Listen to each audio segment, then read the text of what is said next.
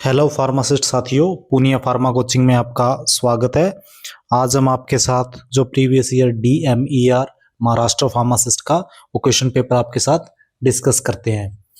अभी DMER pharmacist का सितंबर में एग्जाम होगा, उसके लिए ये क्वेश्चंस और ये पैटर्न आपके लिए काफी इंपॉर्टेंट होगा कि किस टाइप के क्वेश्चन जो टेक्निकल आपका है, जो फार्मेसी सेक्शन है, उससे क्वेश्चन आते हैं। ठीक है, न्यूरो फार्माकोलॉजी स्टडी जो है वो किससे रिलेटेड है? Neuro pharmacology study. सो ये हो गई ब्रेन से रिलेटेड, न्यूरो आ गया, और फार्माकोलॉजी स्टडी हो गई, सो ये रिलेटेड हो गई न्यूरो ब्रेन से। नेक्स्ट इज ए प्रोसेस जिसमें एलिमिनेट किए जाते हैं मैनी और आल पैथोजेनिक माइक्रो ऑर्गेनिज्म और inanimate objects with the exception of bacterial spores. उनके स्पोर्स को छोड़कर बाकी जो माइक्रो ऑर्गेनिज्म है उनको इस प्रक्रिया के द्वारा एलिमिनेट कर दिया जाता है। सो इसे कहेंगे डिसइंफेक्शन। डिसइंफेक्शन के उनके बैक्टीरियल स्पोर्स जरूर रहेंगे, लेकिन बाकी माइक्रो ऑर्गेनिज्म है उसे एलिमिनेट कर दिया जाएगा। सो ये डिसइंफेक्शन प्रक्रिया है। गुड मैन्युफैक्चरिंग जो प्रैक्टिस है GMP in medicine is important क्यों है? बिकॉज पुअर क्वालिटी जो मेडिसिन है not only a health hazard but a waste of money. क्योंकि जो पुअर क्वालिटी की मेडिसिन होगी वो हेल्थ के साथ तो आपके खिलवाड़ है ही, इसके साथ साथ वो मनी का भी वेस्टेज है, तो इसलिए GMP प्रैक्टिस की जाती है। Indian pharmaceutical association created a division in which year to make the pharmacist aware of their role in community. So इन्होंने एक डिवीजन क्रिएट की थी फार्मासिस्ट के लिए, उनका रोल के लिए कम्युनिटी में। सो ये किया था 1996 में। सो जूरिस्प्रूडेंस और सभी से आपके क्वेश्चंस जो हैं वो उठ रहे हैं, और इसका आपने ध्यान रखना है। कोई ज़्यादा हाई लेवल नहीं है, लेकिन उसी में बेसिक लेवल अच्छा पिक करते हैं इन एग्जाम्स में। Which drug is use to reduce body temperature और कंट्रोल फीवर। फीवर को कंट्रोल करने के लिए और बॉडी टेम्परेचर कम करने के लिए क्या होगा? एंटीपायरेटिक जो फीवर कम करेंगी उनको काम में लिया जाएगा। Pharmacy council of India governed by provision of the pharmacy act in which year this act passed. तो फार्मेसी एक्ट सीधा क्वेश्चन इतना घुमा फिरा के पूछा गया, लेकिन डायरेक्ट क्वेश्चन का यही है कि फार्मेसी एक्ट कब पास हुआ? सो 1948 में हुआ। Next, can be defined as a chemical substance of non structure other than a nutrient और एन एसेंशियल डाइटरी इंग्रेडिएंट। एक केमिकल सब्सटेंस है जो उसकी स्ट्रक्चर नॉन है अदर देन न्यूट्रिएंट और एसेंशियल डाइटरी इंग्रेडिएंट के अलावा जो है सो क्या होगा? ड्रग होगी एक। ठीक है, और उसके बाद next, it is system for ensuring that products are consistently produced and controlled according to quality standard. So एक क्वालिटी से रिलेटेड फिर आ गया, तो क्वालिटी से रिलेटेड कहीं भी आपको क्वेश्चन दिखे आपका एक ही आंसर होना चाहिए, GMP good manufacturing practice. Which of the following is not correct regarding storage of drug at ward अथवा unit level? So label is container clearly, वो तो पता ही है आपको। Ward incharge is legally authorise. ठीक है, poison act should be, poison ऊपर लिखा होना चाहिए कि पॉइजन है। Oil and similar substance should be kept in hot and open area. Not, ये बिल्कुल रॉन्ग है। ठीक है, गर्म एरिया में वेल थोड़ी रखेंगे। ठीक है, broad spectrum antibiotics are those antibiotics which kill a wide range of disease causing microorganism। Microorganism का वाइड बड़ा एरिया को जो ब्रॉड स्पेक्ट्रम में हर टाइप से किल करते हैं। so, किल करेंगे तो वेरी लेस या नैरो नहीं, वाइड एरिया, ब्रॉड। ठीक है,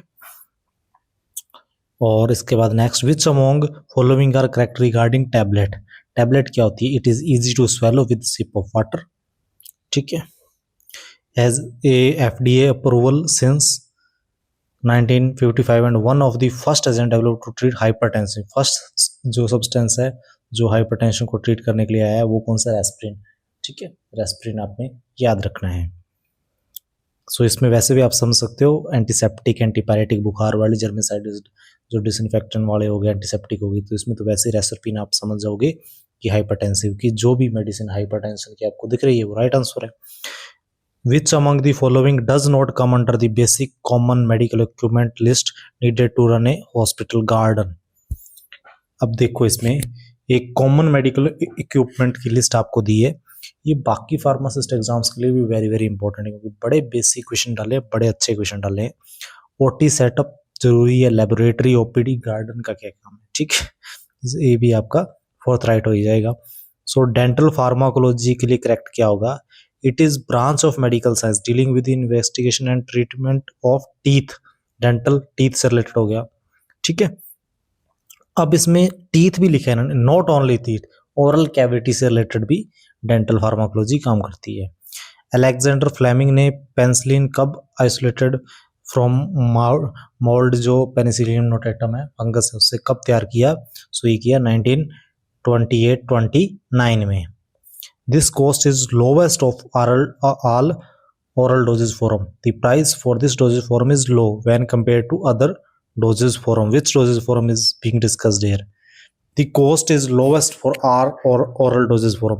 सबसे lowest cost किसकी बनेगी? ये आप वैसे भी समझ सकते हो, इंजेक्शन नॉट सिरप में बिल्कुल उसमें नहीं हो सकता, क्योंकि उसमें काफ़ी एक्सेप्टेंट्स और काफ़ी कुछ डाला जाता है, ठीक है। एक पूरा जो सिरप का बेस बनता है पहले ना, सो ये तो बिल्कुल ही नहीं होंगे। ड्रॉप सिरप एक जैसे होगी, इंजेक्शन, टैबलेट थोड़ा सा इनसे जो कॉस्ट है वो कम होती है। Is not correct regarding drug and cosmetic act 1940। Drug and cosmetic act does not define और distinguish the term drug and medicine, ठीक है। The term cosmetic is defined in section 5 of the act. The term drug is defined in the drug and cosmetic act, ठीक है, define करता है drug को। Medicine से related कुछ नहीं होता है इसमें। और drug and cosmetic act does not define manufacture in relation of drug and cosmetic. So drug and cosmetic act define करेगा मैन्युफैक्चरिंग को, ठीक है, क्योंकि आप देखो ड्रग एंड मैन्युफैक्चरिंग, इससे related drug and cosmetic act में मैन्युफैक्चरिंग से रिलेटेड खूब लिखा गया है। सो ये इसका, इसमें मैन्युफैक्चरिंग बिल्कुल भी आप इसको रॉन्ग ही बोलोगे। Is not correct, not define लिखा है ना, डिफाइन करता है ये, सो ये इसलिए नॉट करेक्ट हो गया। और उधर मेडिसिन को नहीं करता, इसलिए वो गलत हो गया। Liquid dosage form are broadly classified into how many groups? 2 groups में जो लिक्विड डोजेज फॉर्म है वो जो है वो क्लासिफाइड किए, मोनोफेसिक, बायोफेसिक, ठीक है, ये राइट आंसर हो जाएगा आपका। From which of following year British pharmacopoeia was made official in India? India में कब ऑफिशियल किया गया? 1885 में, ये राइट याद रखना आप। Large variety of drugs need to be stored at temperature of. So आप देखो 2 से 8 डिग्री फ्रीज में या उससे भी कम जो फ्रीजर में रखी जाती हैं, ये बहुत कम मेडिसिन होती हैं। क्या अपन सारी मेडिसिन जो अपना मेडिकल स्टोर है, क्या वो सारी अपन फ्रीज में रख देते हैं? बिल्कुल नहीं रखते। सो 2 से 8 और उससे नीचे फ्रीजर वाला, माइनस वाला, बिल्कुल आपका गलत है। अब क्या अपन मेडिसिन को 30 डिग्री 40 डिग्री वाले टेम्परेचर पे रखेंगे? नहीं रखेंगे, ठीक है। सो 20 से 30 इसमें गलत हो गया, -5 गलत हो गया, 5 से 10 गलत हो गया। एक बीच का टेम्परेचर है 15 से 20, ठीक है, जहां पर अपने पास एसी और कूलर और पंखे चल रहे हैं, जिससे वो टेम्परेचर को उतना ज़्यादा नहीं है, और वो 15 से 20 के बीच रह रहा है, उतना टेम्परेचर ज़्यादातर मेडिसिन को चाहिए। The Indian Pharmacopoeia IPC Commission has become fully operational as an autonomous body from which of following year? ये 2019 से, ठीक है, फुली ऑपरेशनल हो गया था। Hospital pharmacist are responsible for which of the following? इन्होंने पूछा नॉट रेस्पॉन्सिबल। अब रेस्पॉन्सिबल किसके लिए? इंचार्ज होता है मेडिकेशन स्टॉक, आप मेडिसिन के स्टॉक के, तो आप कहीं भी किसी भी आप लग जाओ फार्मासिस्ट, आपको स्टॉक का जो है उसके आप इंचार्ज रहोगे, आपको उस पर उसका बिल्कुल आपको ध्यान रखना पड़ेगा उस स्टॉक का। मॉनिटरिंग करोगे आप, supply of all medicine used in hospital, monitor करोगे आप उनको। Not responsible to treat patient in OPD, treat अपना कोई काम ही नहीं है, तो वो तो राइट है ही। Responsible to treat patient in OPD, treat थोड़ी करेंगे अपन, ठीक है, सो ये राइट हो गया आपका। In which year food and safety and standard act passed in India? ये 2006 में हुआ। Food safety and standard act, याद रख लेना, कई बार किसी फार्मासिस्ट एग्जाम में बेसिक क्वेश्चन आते हैं तो इस टाइप क्वेश्चन आ जाते हैं। Sometimes refer to as augmented reaction which are dose dependent and predicable on the basis of pharmacology which of the drug which type of reaction। सो अलग अलग रिएक्शन होती हैं। डोज डिपेंडेंट जो होती है वो होती है टाइप ए रिएक्शन, ठीक है।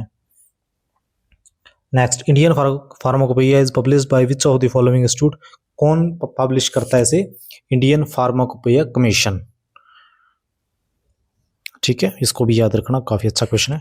Is probably the most complex structure in the non universe. Universe में सबसे जो कॉम्प्लेक्स स्ट्रक्चर है कौन सी है? Human brain. ब्रेन की बात सबसे पहले आएगी। Digestion system, eye, heart, not, human brain most complex structure है ये। Which among the following are not the objective of food safety and standard act 2006। So आपके जो पीछे क्वेश्चन पूछा है वो उसका आंसर इन्होंने यही बता दिया कि food safety and standard act है वो 2006 में पास हुआ है और उसके क्या ऑब्जेक्टिव नहीं है। Introduction of packed food in mid day meal scheme, ये इसका ऑब्जेक्टिव नहीं है मिड डे मील स्कीम का। अब इसका क्या है? Consolidated the laws related to food to establish the food safety and standard authority of India for laying down science based standards, ठीक है। ये आपका राइट आंसर ऑप्शन 1 हो जाएगा जो कि मिड डे मील से रिलेटेड है, बाकी सब काम ये करते हैं। Which among the following drug is correctly matched with their adverse drug reaction. ADR drug का जो होता है रिएक्शन उससे रिलेटेड। अब देखो, proton pump inhibitor hearing loss से रिलेटेड बिल्कुल नहीं है, हेयरिंग लॉस से रिलेटेड। और lamivudine acute kidney injury not. Hearing loss से रिलेटेड जो है वो ईयर से रिलेटेड ये लेम्यूडाइन ड्रग है, ये इसका राइट आंसर हो जाएगा। फिर नेक्स्ट, स्ट्रेप्टोमाइसिन, क्लोरोमाइस्टिन, टेट्रासाइक्लिन, ये किस टाइप के हैं? ये आप पता ही, टेट्रासाइक्लिन से भी आप समझ सकते हो ये है आपके antibiotics drug. Acute kidney injury किसका एडवर्स ड्रग रिएक्शन है? Acute kidney injury. पीछे एक आपका एडवर्स ड्रग रिएक्शन लेम्यूडाइन का आया था, हेयरिंग लॉस, यहां पर आ गया एक्यूट किडनी इंजरी। सो ये किडनी इंजरी करता है प्रोटॉन पंप इनहिबिटर। यदि आप किसी पेशेंट को इसका ADR हो सकता है, adverse drug reaction, so acute kidney में इंजरी कर सकता है ये। Most country will only accept the import and sale of drug that are internationally recognised as. Import and sale of drug किसके द्वारा होती है? GMP के द्वारा होती है, ये आपका राइट आंसर हो जाएगा। To help a person suffering from psychology disorder which of following issue are not important. To help a person suffering from psychological disorder, issue are not important. Detoxification,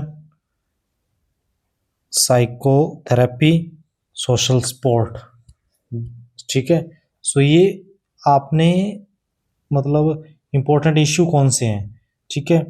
so detoxification, psychotherapy करो, social support करो, उसको support करना है अपने को, ठीक है। सो depression support नहीं है, सो ये आपका राइट आंसर हो जाएगा। Which among the following are disadvantage of liquid dosage form. So liquid dosage form जो होती हैं वो लेस स्टेबल होती हैं जब अपन कंपेयर करते हैं सॉलिड डोजेज फॉर्म से, ठीक है। स्टेबिलिटी जो सॉलिड डोजेज फॉर्म की है वो ज़्यादा रहेगी हमेशा, ये आपको पता है, क्योंकि आपको पता है लिक्विड डोजेज फॉर्म कई बार सिरप्स जो होते हैं उतने स्टेबल नहीं रह पाते। आप देखो कुछ टाइम के बाद उसके ढक्कन के नीचे कुछ हद तक बबल्स बन जाते हैं या, ठीक है। सो लिक्विड डोजेज फॉर्म से यदि आप स्टेबल कभी भी देखोगे सो वो आप सॉलिड डोजेज फॉर्म को बताओगे। Beginning in the 20th century synthetic chemistry began to revolutionize the pharmaceutical industry, ठीक है। कौन सी chemistry? Synthetic chemistry 20th century में। ड्रग एंड कॉस्मेटिक एक्ट को ओरिजिनली किस नाम से जाना जाता है? Drug act 1940। Waste shafts can be treated by dry heat sterilisation at temperature not less than 185 degree centigrade at least for residence period of 150 minutes in each cycle period of 90 minutes. The term cosmetic is defined in which section of drug and cosmetic act? Section 3 में define किया गया है cosmetic को। Scientific study of drug and their use in medicine is known as, drug और उसके use से related ये हो गया फार्माकोलॉजी आएगी। Which among the following statement is not correct regarding classification of drug? कौन सा स्टेटमेंट करेक्ट नहीं है? Drug can be classified on the basis of symptom और disease in which are used, ठीक है, क्लासिफाई कर सकते हैं अपन उनकी सिम्टम और डिजीज के आधार पर। Glycoside, alkaloid, steroid are chemical nature of drug, बिल्कुल राइट है। Drug can be classified on the basis of organ symptom, जो ऑर्गन पे आपका सिस्टम पे अफेक्ट कर रहे हैं, कोई लीवर पे, किडनी पे, वो भी राइट है। Glycoside, alkaloid, steroid are natural nature of drug, not natural नहीं है, ये केमिकल है, ठीक है। It is a term globally used to denote the pharmacy setup where pharmacists come directly in the contact with the patient. Which type of pharmacy? Globally used to denote pharmacy setup where pharmacists come directly in contact with the patient. So community pharmacies होती हैं उसमें pharmacist directly contact आते हैं with the patient, ठीक है, community pharmacies। ये आपके जो टोटल क्वेश्चंस है 40 क्वेश्चंस अपने DMER फार्मासिस्ट के लिए जो फार्मेसी सेक्शन है उसके आपके साथ डिस्कस किए हैं। ये सभी फार्मासिस्ट एग्जाम्स के लिए वेरी वेरी इंपॉर्टेंट है और बड़े अच्छे क्वेश्चंस है। आपका बेसिक नॉलेज काफ़ी इससे गेन होगा, आपको पता लगेगा कि फार्मासिस्ट एग्जाम में कहाँ कहाँ से क्वेश्चन पिक होते हैं। आप किसी भी फार्मासिस्ट एग्जाम की तैयारी कर रहे हो, इन क्वेश्चंस को जरूर रिवाइज करना और इससे मिलते जुलते और क्वेश्चन भी आप गूगल से या कहीं बुक से और उठा सकते हो, ठीक है। धन्यवाद।